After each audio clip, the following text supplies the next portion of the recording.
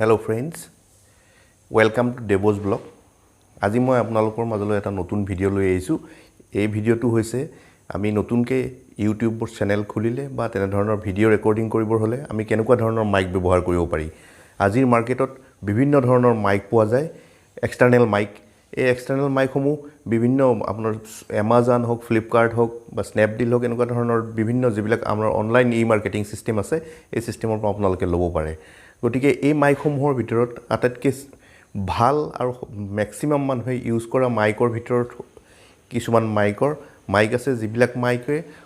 maximum ধৰণৰ ইউটিউবাৰে এই মাইকসমূহ ব্যৱহাৰ কৰে আৰু অতি কম দামৰ ভিতৰত বা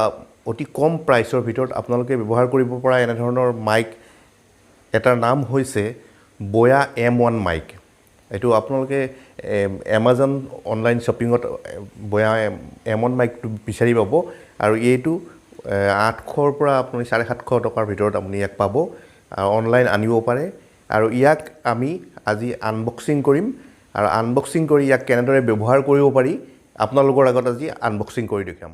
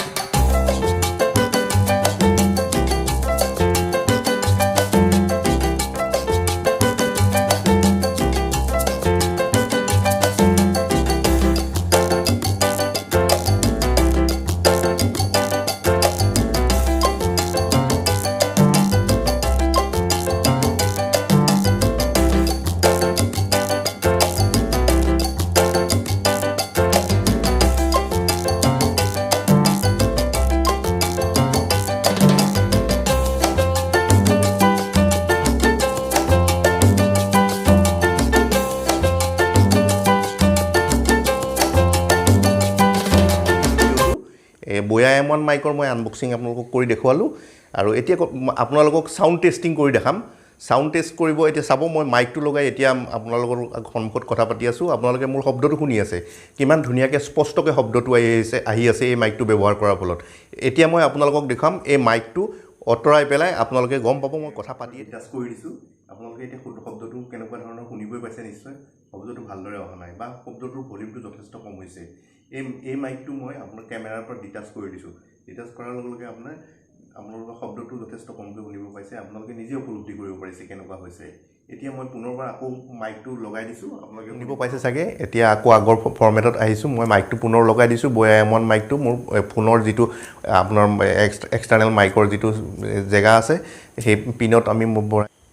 এই এক্সটাৰ্নেল মাইকটো এণ্ড্ৰইড ফোনত ব্যৱহাৰ কৰিবৰ কাৰণে এটা এপ্লিকেশ্যনৰ প্ৰয়োজন এই এপ্লিকেশ্যনটো কেনেদৰে এণ্ড্ৰইড ফোনত ইনষ্টল কৰিব পাৰি ইনষ্টল কৰি মাইকটো এক্সটাৰ্নেলি লগাব পাৰি আৰু ব্যৱহাৰ কৰিব পাৰি আহকচোন আমি চাওঁ কেনেদৰে কৰিব পাৰি আপোনালোকে এপ্লিকেশ্যন বা এপটো ইনষ্টল কৰিবৰ কাৰণে এনেদৰে মেইন মেনুলৈ যাব মেইন মেনু যোৱাৰ পিছত আপোনালোকে এনেকৈ ওপৰলৈ স্ক্ৰল কৰিব স্ক্ৰল কৰিলে আপোনালোকে স্ক্ৰল কৰাৰ পিছত প্লে ষ্ট'ৰলৈ যাব প্লে ষ্ট'ৰলৈ যোৱাৰ লগে লগে এনেকৈ চাৰ্চ অপশ্যনত আপোনালোকে অ'পেন কেমেৰা বুলি যিটো এপ আছে এপ্লিকেশ্যন এইটো অ'পেন কৰি ল'ব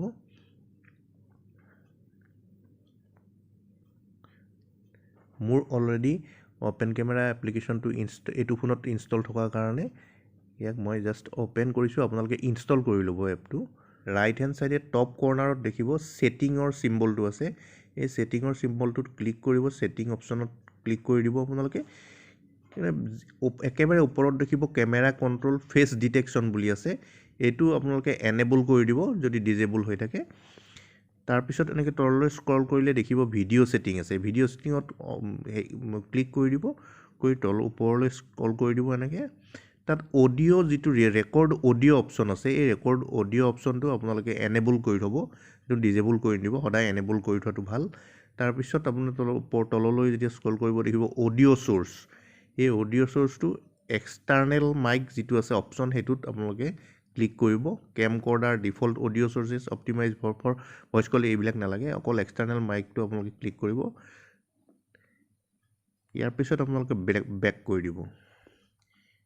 বেক কৰি দিলে আপোনালোকে কেমেৰা মেনুটো দেখিছে